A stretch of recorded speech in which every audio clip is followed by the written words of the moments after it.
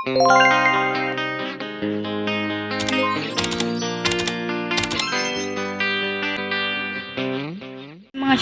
mga chico ko, Opa, good afternoon. Hello, magandang hapon din sa inyo, Opa. Nandito po kami ngayon sa bahay ng aking biyanan. Nandito siya, siya ang aming audience ngayon.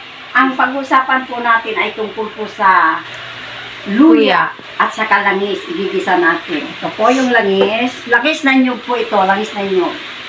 Yan po. Langis na nyug. Igigisa po natin yung luya sa langis na nyo para may panghilot. Panghilot po yan. Ang mga gamit po niyan, alam niyo yung ugat, yung mga ugat-ugat. Dito sa mga, kalimbawang ganyan po. Pagkuhan po, alimbawa, gaganunin mo yan, lulubog mag-isa yan. Pag ginamit ninyo po yan, pag naghilot po kayo, kailangan pataas. Pag naghihilot, pataas. Maski din dito sa baba yung mga ugat-ugat dito. Anong tawag din sa English natin dito? Yan sa mga ugat-ugat. Hilutin po yan. Pataas po Pataas, hindi pababa.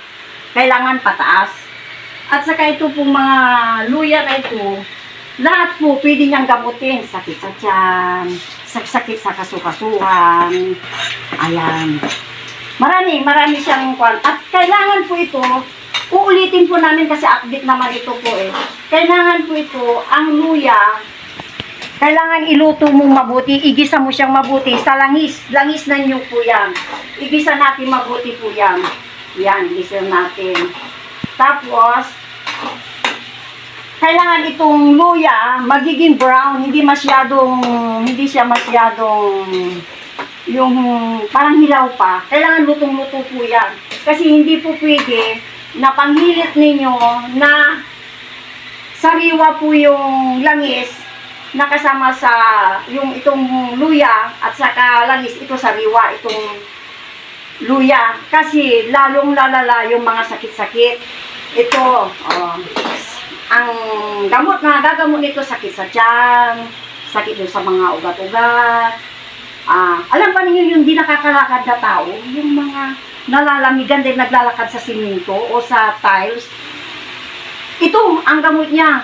I-haplos lang ninyo dito, tapos kumuha ka ng papel, ibalot po sa papel yung dito, balot ng newspaper yun kasi malambot yun Newspaper o anong pangalan dito, yung sa kalendaryo, yung manipis na kalendaryo, yung ganun.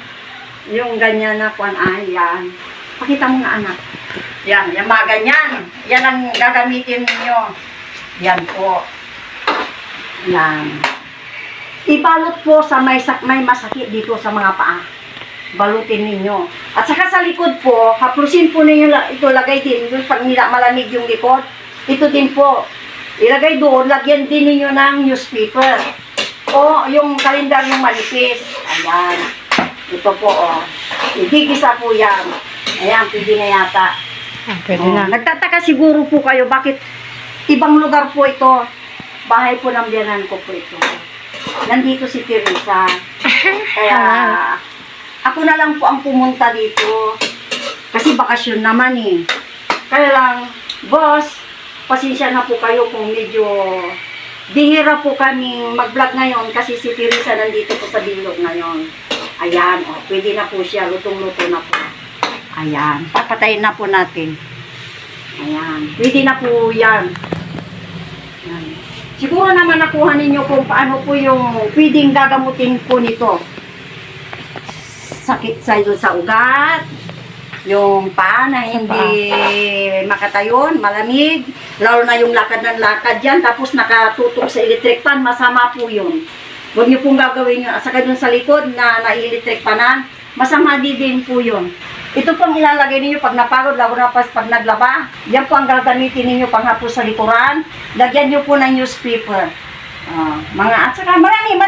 Pwedeng panggamot po dyan. At marami pang ito pa, iba. Bilang kayang 10, ito lulubog po yung ugat po dyan.